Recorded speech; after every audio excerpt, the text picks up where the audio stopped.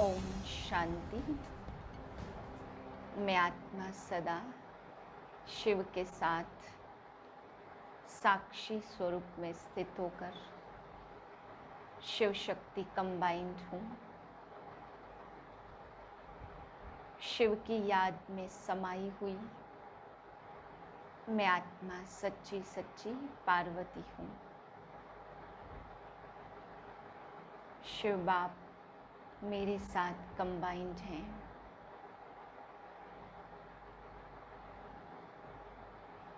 मैं आत्मा कंबाइंड स्वरूप का अनुभव कर रही हूँ और सर्व शक्तियाँ बिखेर रही हूँ।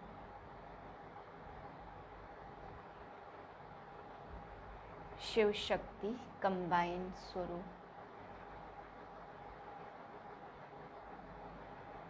शिव की याद में समाई हुई हूँ। ऐसी श्रेष्ठ स्थिति में आज के प्यारे बाबा के महावाक्य सुनते हैं। 9/7/2021 के महावाक्य हैं। आज बाबा कहते इस संसार में बिगड़ी बात को भी बनाने वाला केवल एक परमात्मा है। बिगड़ी को सुधारने केवल परमात्मा आते हैं। फिर बाबा समझा रहे कि कौन से बच्चे अपना ही नुकसान करते हैं। बाबा कहते बच्चे जो याद में बैठे हैं, बाप को याद करते हैं और याद में बुद्धि इधर उधर भटकती है तो वायुमंडल भी खराब करते हैं और उससे उनका जमा का खाता भी नहीं बढ़ता। इसलिए बाबा कहते वे बच्चे अपना ही नुकसान करते हैं। इसलिए बाबा कहते बच्चे याद का कायदा ही है सदा एक बाप की याद में बैठना। फिर आज बाबा सागर मंथन के लिए भी समझा रहे कि बच्चे विचार सागर मंथन करते हो तो अमृत निकला। शास्त्रों में कहानियाँ हैं, अमृत निकला, फिर लक्ष्मी ने वो अमृत पिलाया। बाबा कहते बच्चे अभी तुम्हें विचार सागर मंथन कर ज्ञान अमृत पीना है। फिर बाबा समझा रहे वर्ल्ड ऑलमाइटी अथॉरिटी शिव बाप है जो सभी वेदों शास्त्रों का सार सुनाते हैं। उन्हीं के पास ये अथॉरिटी है जो टोटल नॉलेज का सार बाप सुनाते हैं। फिर बाबा कहते बच्चे याद में अच्छी तरह से अपने विकर्म विनाश करने हैं। याद के कायदे को सदैव याद रखना है। कोशिश करनी है कि बुद्धि इधर उधर ना भटके। फिर बाबा समझा रहे स्वदर्शन चक्र का ज्ञान तुम बच्चों को मिला है तो तुम्हें चक्र भी फिराना है। मीठे बच्चे तुम्हारी बिगड़ी को सुधारने वाला अर्थात तकदीर बनाने वाला एक बाप है जो तुम्हें नॉलेज देकर तकदीरवान बनाते। प्रश्न है तुम बच्चों की रूहानी भट्टी का एक कायदा कौन सा है? उत्तर है रूहानी भट्टी में अर्थात याद की यात्रा में बैठने वालों को कभी भी इधर उधर के ख्यालात नहीं चलाने हैं। एक बाप को याद करना है। अगर बुद्धि इधर उधर भटकती है तो झुटका खाते रहेंगे, उबासी देंगे। इससे वायुमंडल खराब होता है, अपना ही नुकसान करते हैं। गीत है दिल का सहारा टूट न जाए। ओम शांति। मीठे मीठे रूहानी बच्चों ने गीत के 2 अक्षर सुने। बच्चों को सावधानी मिलती है। इस समय जो भी सबकी तकदीर बिगड़ी हुई है सिवाय तुम ब्राह्मणों के, तुम्हारी अब बिगड़ी से सुधर रही है। बाप को कहा ही जाता तकदीर बनाने वाला। तुम जानते हो शिव बाबा कितने मीठे हैं। बाबा अक्षर बड़ा मीठा है। बाप से सब आत्माओं को वर्षा मिलता। लौकिक बाप से तो बच्चों को वर्षा मिलता, बच्ची को नहीं। यहाँ बच्चा व बच्ची सब वर्षे के हकदार हैं। बाप पढ़ाते आत्माओं को अर्थात अपने बच्चों को। आत्मा समझती है हम सब ब्रदर्स हैं। बरोबर ब्रदरहुड कहा जाता। एक भगवान के बच्चे हैं, फिर इतना लड़ते झगड़ते क्यों हैं? सब आपस में लड़ते ही रहते। अनेक धर्म अनेक मत और मुख्य बात तो रावण राज्य में लड़ाई ही चलती है क्योंकि विकारों की प्रवेशता है। काम विकार पर भी कितना लड़ाई झगड़ा होता है। ऐसे बहुत राजाओं ने लड़ाई की है काम के लिए बहुत लड़ते हैं, कितने खुश होते हैं। कोई के साथ दिल होती है तो मार भी देते हैं। काम महाशत्रु है, क्रोध वाले को क्रोधी ही कहेंगे, लोभ वाले को लोभी कहेंगे। लेकिन जो कामी हैं उनके बहुत नाम रखे हुए हैं। इसलिए कहा जाता अमृत छोड़ विष काहे को खाए। शास्त्रों में अमृत नाम लिख दिया है, दिखाते हैं सागर मंथन किया तो अमृत निकला। कलश लक्ष्मी को दिया, कितनी कहानियाँ हैं। इसमें भी बड़े ते बड़ी बात है सर्वव्यापी की। गीता का भगवान कौन और पतित पावन कौन, प्रदर्शनी में मुख्य इन्हीं चित्रों पर समझाया जाता। पतित पावन ज्ञान का सागर और उनसे निकली हुई ज्ञान गंगाएं, व पानी की नदी व सागर, कितनी अच्छी अच्छी बातें समझाई जाती। बाप बैठ समझाते, मीठे मीठे बच्चों तुमको किसने पावन बनाया। बिगड़ी को सुधारने वाला कौन है, वह पतित पावन कब आते। यह खेल कैसे बना हुआ है, कोई भी जानते नहीं है। बाप को कहा जाता नॉलेजफुल, ब्लिसफुल और पीसफुल। गाया भी जाता बिगड़ी को बनाने वाला एक है। यह तो समझने में आता है, बरोबर रावण हमारी बिगाड़ते हैं। यह खेल है हार जीत का। रावण को भी तुम जानते, जिसको भारतवासी वर्ष वर्ष जलाते हैं। यह भारत का दुश्मन है, भारत में ही हर वर्ष जलाते। उनसे पूछो कब से जलाते आते हो, तो कहेंगे यह तो अनादि चलाता है। जब से सृष्टि शुरू होती है, शास्त्रों में जो पढ़ा सत सत करते आते हैं। मुख्य भूल है ईश्वर को सर्वव्यापी कहना। बाप यह नहीं कहते यह किसकी भूल है, यह ड्रामा में नूंद है। हार जीत का खेल है, माया से हारे हार और माया से जीते जीत। माया से कैसे हार खाते वह भी समझाया जाता। पूरा आधा कल्प रावण राज्य चलता है, एक सेकंड का भी फर्क नहीं हो सकता। राम राज्य की स्थापना और रावण राज्य का विनाश अपने समय पर एक्यूरेट चलते हैं। सतयुग में तो लंका होती नहीं है, वह तो बुद्ध धर्म का खंड है। पढ़े लिखे की बुद्धि में रहता, लंदन इस तरफ है और अमेरिका इस तरफ है। पढ़ाई से बुद्धि का ताला खुलता है, रोशनी आती है। इसको ज्ञान का तीसरा नेत्र कहा जाता। बुढ़िया तो बहुत बातें समझ न सके, इन्हों को मुख्य एक बात धारण करनी है जो ही अंत में काम आती। मनुष्य शास्त्र तो बहुत पढ़ते, पिछाड़ी में फिर भी एक अक्षर कह देते कि राम राम कहो। ऐसे नहीं कहते शास्त्र सुनाओ वेद सुनाओ, पिछाड़ी में कहेंगे राम को याद करो। जो जाजती समय जिस चिंतन में रहते, अंत में भी वह याद आ जाता। अभी विनाश तो सबका होना है, तुम जानते हो सब किसको याद करेंगे।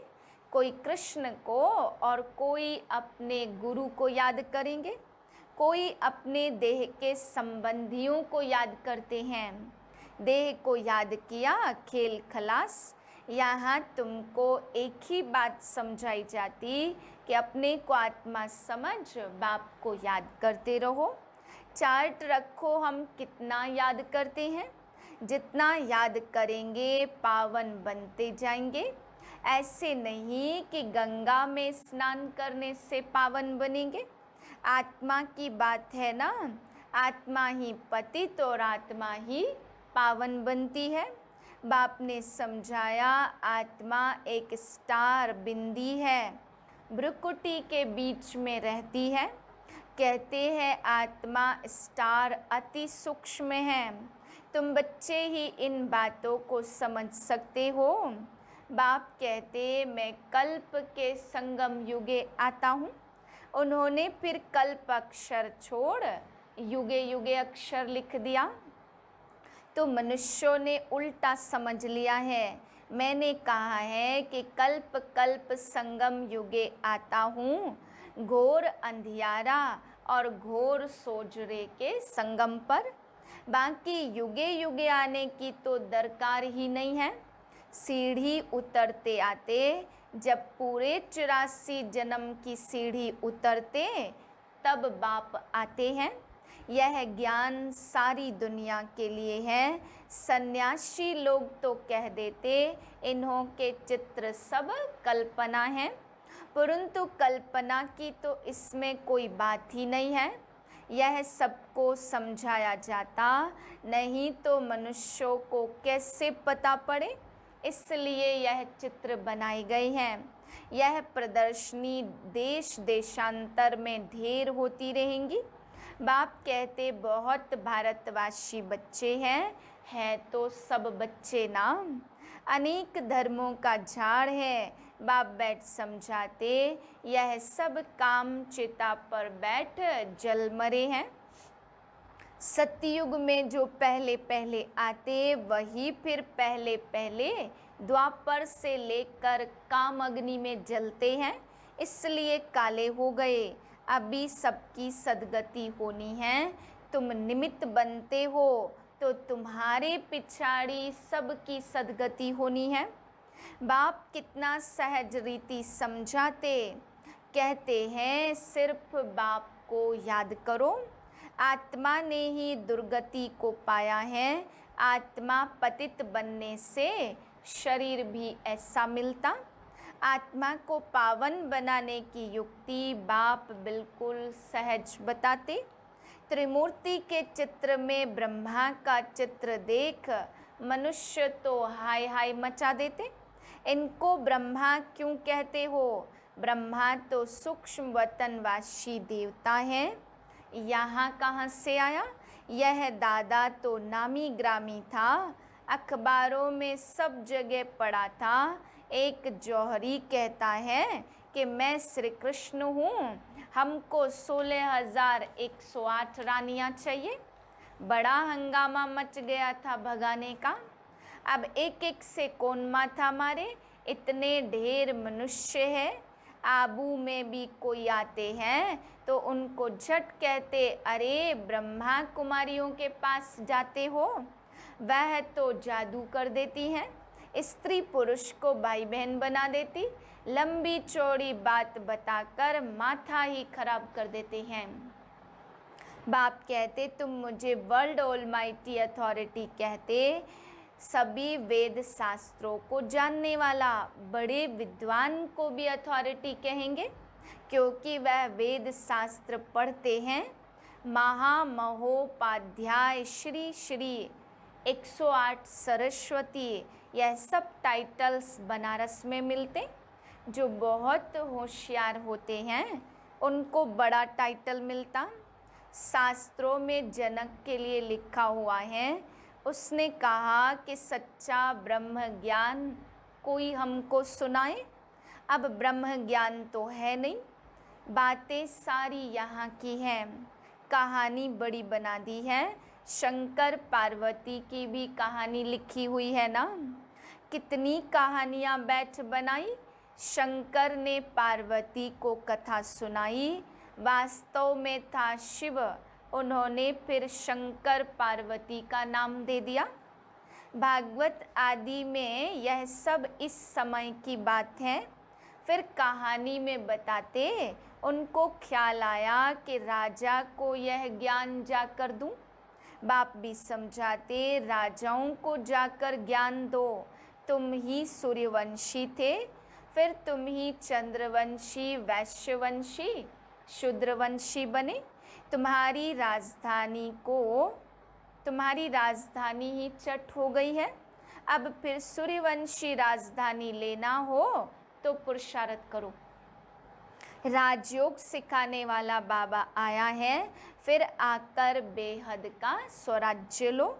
राजाओं के पास भी बहुत चिट्ठियाँ आती, फिर उनको मिलती थोड़ी हैं। उनके प्राइवेट सेक्रेटरी चिट्ठियाँ देखते हैं, कितनी चिट्ठियाँ फेंक देते। कोई में ऐसी ज़रूरी बात होती तो उनको दिखा देते।